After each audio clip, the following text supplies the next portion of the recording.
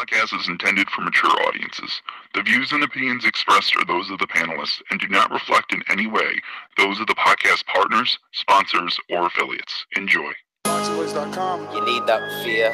All I'm trying to do is make a stand for something that I truly believe is right. I truly believe is right. I want to be like you. Come on, man. I'm the face of boxing. I'm the cash cow. I hold the record for pay-per-view. My job, I know my job, I know my situation. I don't want to fight. That's Nazi production. But it's going to be very difficult for both of us. ThaBoxingvoice.com.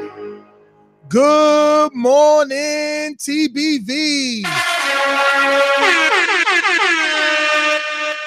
We are back with another spontaneous morning edition of the Boxing Voice. Get your coffee ready because we're back. It was a snowstorm here on the East Coast, but rain, sleet, snow, nothing could stop TBV from bringing you breaking news, and that's what we have today. An exclusive sit-down with Jorge Linares. Jorge Linares, who's going to be taking on Vasyl Lomachenko in what is being called a super fight, live on ESPN May 12th, Madison Square Garden. It's going down. And there's been a monkey wrench thrown in this one. There's a bit of a twist. All of a sudden, late in the game, I mean, we're talking less than 2 months away, and a trainer change. Say that 3 times fast, huh? A trainer change. Is this the right move for Jorge Linares? Parting ways from his, I wouldn't say long-time trainer, but definitely his trainer of at least the last 4 fights. Cuban amateur boxing trainer, standout Ismael Salas, who also trains, you know, guys like Jordani Ulgas. Who else has he trained there? I mean, plenty of guys. He's actually training David Haye. And David Haye has a fight scheduled with Tony Bellew on May 12th. And that's kind of the reason that all this happened. We were going to bring you a rumor mill edition of this yesterday, but Matt was ducking at work. You already know how that goes. He ducked 2 shows, FYI, people. Canelo, Clenbuterol, Scandal show again with Triple G, you know, giving his thoughts on everything.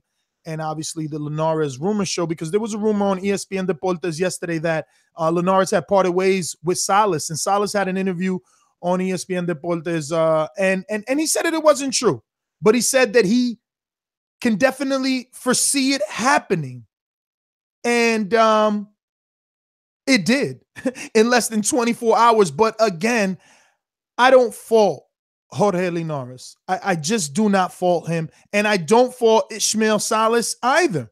I mean, listen, Salas had a contract already scheduled to rematch David Haye. With David Haye and Tony Bellew. I'm being told that the fight is May 5th. So I'm going to just pull it up, get the exacts, you know. David Haye is fighting on May 5th. Thank you in the chat. Let me see who I can give that personal thank you to. Jekyll 3, thank you for that. So it's May 5th, and Vasyl Lomachenko and Jorge Linares will be doing battle on May 12th.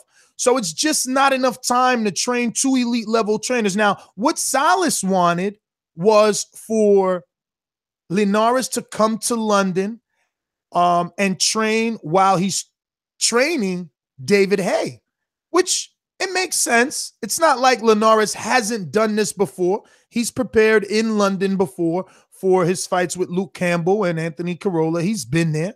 So it's not out of the normal for Salas to ask that, but it is it is Jorge Linares' biggest fight.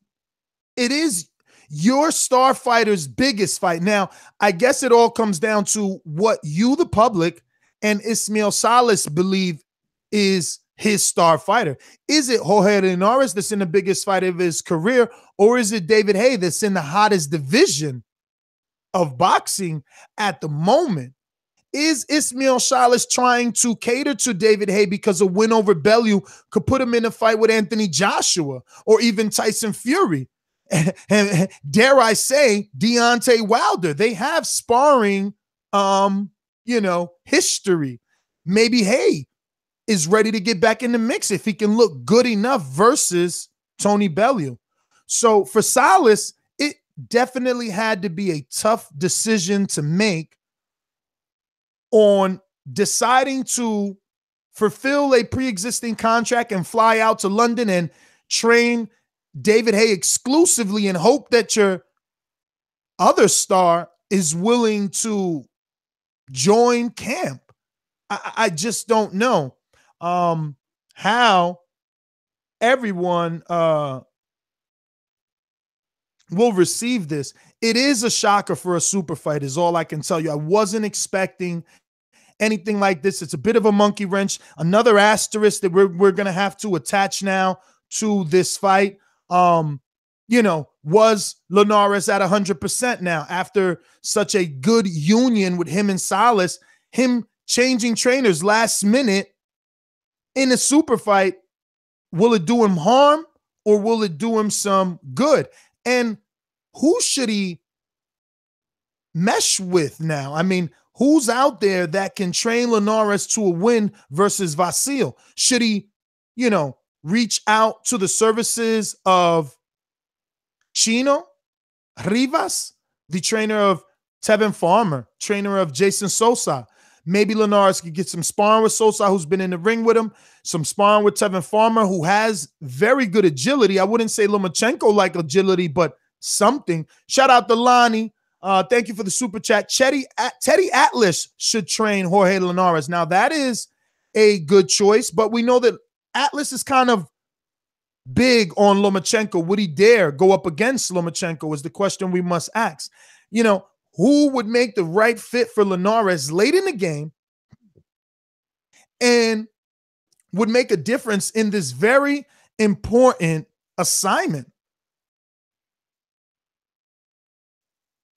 Well, I'm seeing here from, just like Chucky, according to Salas' story on Boxing Scene, it's not decided as he proposed to Linares to hold this camp in London. Yeah, no, that was said a couple of days ago, but he himself came out today in an exclusive with Boxing, let me see here, Boxing Online, no, Boxing News, a UK website.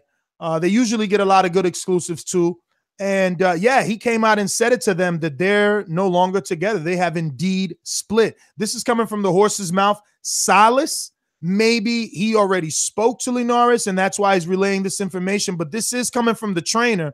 So it's not an assumption. He wouldn't be assuming he's no longer working with Linares. He must know he's no longer working with Linares. Now, Linares has been trained by Freddie Roach in the past, but he didn't do well under the tutelage of Freddie Roach. Should he go back now that Freddie is, dare I say, less occupied at the moment, right? I mean, back in the day when Linares was hot on the scene, fresh from Japan, jumping out here, and he signed with, he was training with Freddie.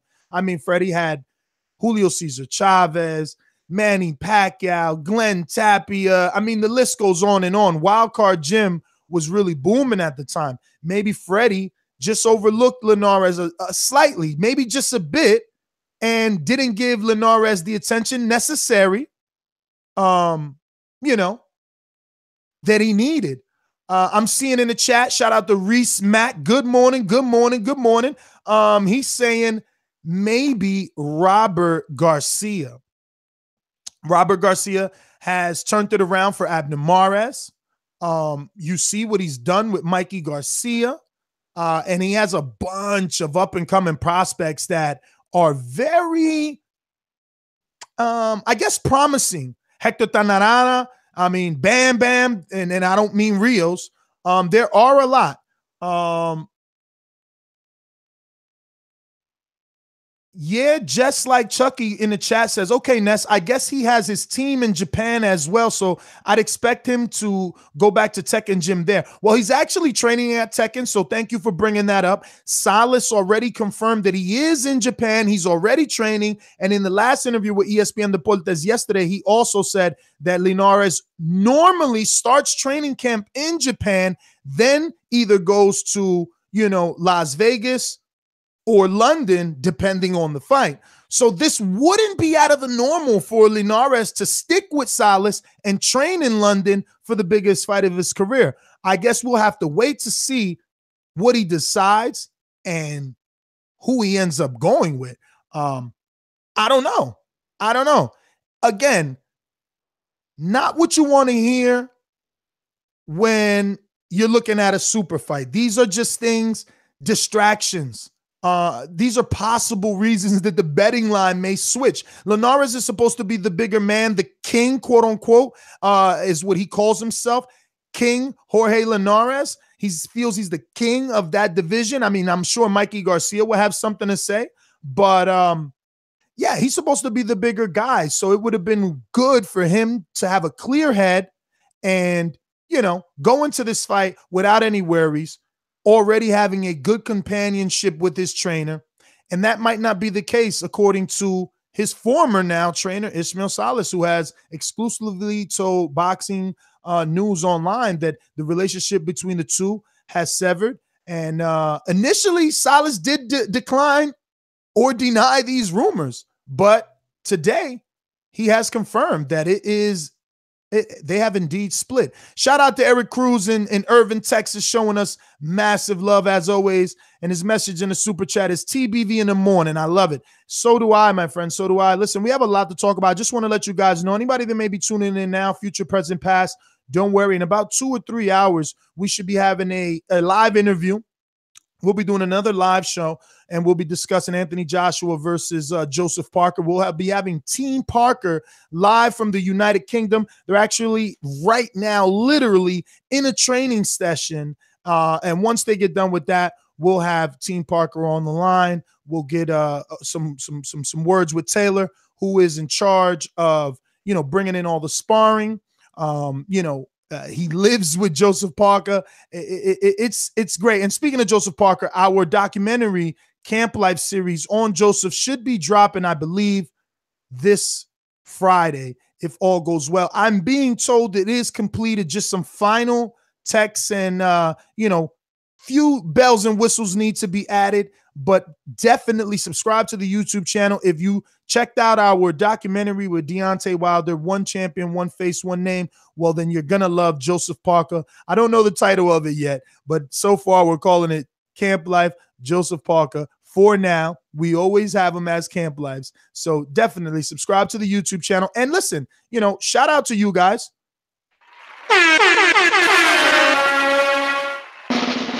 Yeah, because we've gotten to 69,000. I mean, obviously we accomplished that yesterday.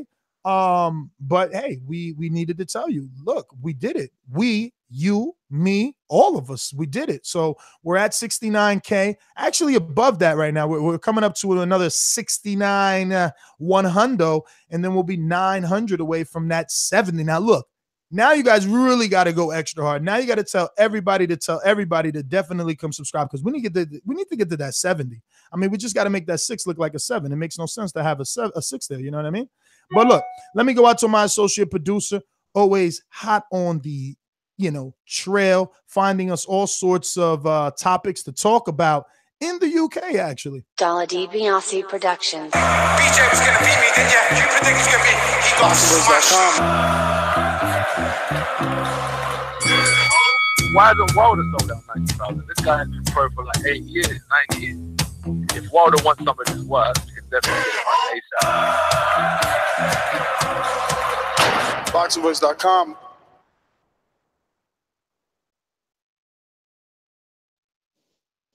Nez, you there? I am here, Robert. How are you, brother? Yeah, good, man. Good. Yeah, good to have TBV in the morning or in the early afternoon in the UK. But yeah, just wanted to talk about the Linares split from Salas. I just see it as Linares he's coming to the end. Look, in the last 4 fights, he's gone 12 rounds, gone 24 rounds with Crawler, 12 with Campbell, and then 12 with Gester. And he's talking about can Lomachenko take his power? But is his power there with Loma coming up? Maybe, but we'll see, because he's taken a whole heap of rounds now with for someone calling himself the king. He's making heavy work of what's in front of him lately, and I just see as it's coming to an end, and I don't think Salas separating or whichever way round it's gone, that it's a big deal for the trainer, as I think maybe his fighter is coming to the end. So, yeah. So you're saying regardless of trainer, there's nothing that could help Linares get a win over Lomachenko at the moment? Well, whether it was Salas or whoever, I think we're looking at the final chapter of Linares' career. Loma's been retiring people on the stool, and Linares has been making heavy work of his opponents of late. So I see it as possibly Linares' last fight anyway. So we'll see. We'll have to pan out. I think, was it May 12th at the Garden? So we'll see. Hopefully it's a good fight.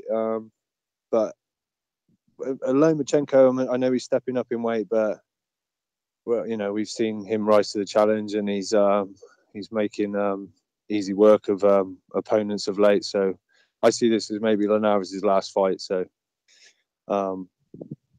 yeah, that's basically my opinion on it. I hear you.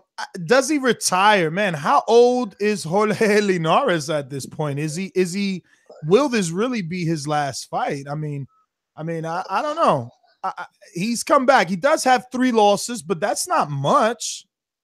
Yeah, I know. I mean, I don't know if you've got time to have a quick look on BoxRec at his age, but I mean, he's only 32. 32. Floyd fought longer than that. Pacquiao fought still fighting. Linares ain't Floyd, though, right? Linares takes a lot more punishment, I would say, in a fight than Floyd ever has. Hey, a few episodes back, we were talking about how many rounds boxed certain heavyweights had, and I think we seen Tyson Fury was somewhere around 197. I might be wrong about that, but someone was around 197. Linares has 292 rounds boxed, 44 fights, 3 losses. So that's a lot of rounds. That is a lot of rounds. And then throw in sparring rounds. I know they're wearing headgear, but it all takes its toll. He's had a long career. He's had a great career. I'm not saying Linares is a poor fighter by any means, but I just see he's made slightly heavy work of opponents that many would believe that he's brushed aside, no problem. I mean, the last time he's got a knockout was versus about 5 fights ago, right? Ivan Cano in 2015. But let me ask you something else here. If Vasyl had 2 fights with Anthony Corolla, how would they play out? I mean, Crawler's he's big heart. I think in the second fight, his corner wanted to stop it. I think in the 12th, when he was on the stool in the 11th, and he said, "Look, let me finish the fight." He's a competitive opponent, but he's not super skilled like Linares or Loma. I would see Loma stopping, maybe stopping. I don't know, but beating Crawler. But we've got to see, I guess, Loma coming up in weight, whether his power can carry. I mean, like you said the other day, I think in the show, Loma's not knocking people down, clean one hit, one punch. It's multiple punches, combinations, flashy, fast, and head movement, all the skills. But, he's just taking opponents' hearts with his skills rather than big knockouts. But, we just have to see how it pans out. But I just don't see, once Lomachenko, in my opinion, beats Linares, where Linares can go from there. But he's had a great career. He's on Matt's pound for pound list, but I'm not sure I put him on mine right now. But there's younger, hungrier fighters coming up, and I don't know. He might just call it a day, but we'll see. I mean, I still think he has some fights he can make out there, but I get what you're saying. There is a lot of rounds boxed. He is an old 32, in my opinion, because I've seen him go through some wars, that I will forever bring up the Sergio Thompson fight because I'm not supposed to know this guy's name. He was just a random Mexican fighter from Mexico with probably most of his fights in Mexico. And, the sun shined on a dog's ass that day. I will at least admit that, because I don't recall Sergio going on to do much more after that. He actually lost a lot of fights to some notable names, but he still lost them, Yeah. So, again, Linares made people famous, and it wasn't for putting on a show. No, exactly. So, I don't know, man. I've seen him wilt in the past. Now, it's like you said, Loma, his power might not carry. He might not be able to do what he normally does in this particular division. I don't know if you feel that way as well. We have any sort of indication out there? Is there any maybe sparring or interviews, quotes of someone saying that, yeah, Loma's power is serious or would at least carry up moving in weight? No, I mean, no, I wouldn't say we've heard anything along those lines. I mean, I'm not sure who Loma gets in the gym with him for sparring, but I've not heard anything about any crazy power even at the weight he's at. I mean, I don't know if you caught that on on your timeline or however you receive your news, but a couple of months back, maybe a year ago, I think there was some popular. This is where we need Matt the Hipster Hunter at. There was some popular MMA fighter sparring with Loma. Do you know that fighter? And does he have power? Oh yeah, me neither, bro. I don't do that sport.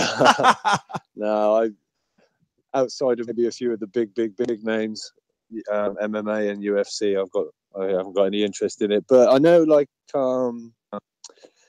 Luke Campbell's got work with Linares before, and other fighters have done some good rounds. A young fighter here, Joe Cordina, got some good work, and I know Linares praised Joe Cordina for that work. But I'm not sure on Loma's power. I think, like I say, you said the other day, Loma's not knocking people down with one big clean punch.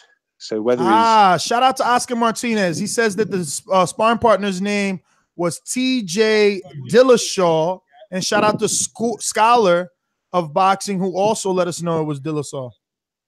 All right, okay. Well, I've never heard that name in my life, so can't help you there. I know. Well, Rob, I want to thank you obviously for calling in, rocking out with us here in the UK. I want to remind everyone we will be back with another show, maybe in about 2 hours, maybe sooner. So subscribe to the YouTube channel because we will be back with Team Parker. They are out in the UK. They've been there for about a week now, or going on a week, trying to get acclimated to the time zone and ready to do battle with Anthony Joshua. We're going to have a live show and have them on as well. So subscribe to the YouTube channel. Listen, we just got to 69,000. So we're really trying to get to that 70. 69 doesn't even look sexy anymore when you could turn it into a 70. So do us a favor, hit that thumbs up button on this video, future, present, past. It really doesn't matter because it still helps with the visibility of the show, and it would help us get to that 70,000 or greater, because really the new mantra around here is 100K before May. See how that sounds? 100K before May. 100K before May. Let's fucking go. We can do it. We can do it. Listen, there's only a few of us watching, so can I get some thumbs up, love? Jeez Louise. It is an early morning show. Show the love. And I seen somewhere in the chat was asking how could they support the show. They really enjoyed the show. I put some links in there. I put the phone number to call in if you want to call up right now, 1-425-569-5241. I also added my name so you can add on Skype. That's NESTORGIBBS. Plus, I gave you the link to Patreon if you want to support. We also, you can do PayPal. So just head on over to ThaBoxingvoice.com, and there's plenty of links and banners that would give you some sort of, I guess, inspiration on which way you want to go about helping your favorite podcast. Now, remember, monetizing our listeners is not our goal. That's not our goal. You know, if you cannot afford to give $1, that's absolutely okay. Drop us a 5-star review. That is still helping tremendously because every review keeps us number 1 on iTunes where it matters. That's where it matters. And we just want to thank you for that. Listen, we were just reporting this exclusive news. Jorge Linares splits with his trainer ahead of his Vasyl Lomachenko fight, which is taking place May 12th at Madison Square Garden in New York City. It's going down on ESPN. I'm your host, Nestor Gibbs. Find me on Instagram and Twitter at NestGTO. If you want to connect, don't forget to head on over to patreon.com/ThaBoxingVoice to support the channel. Arrivederci.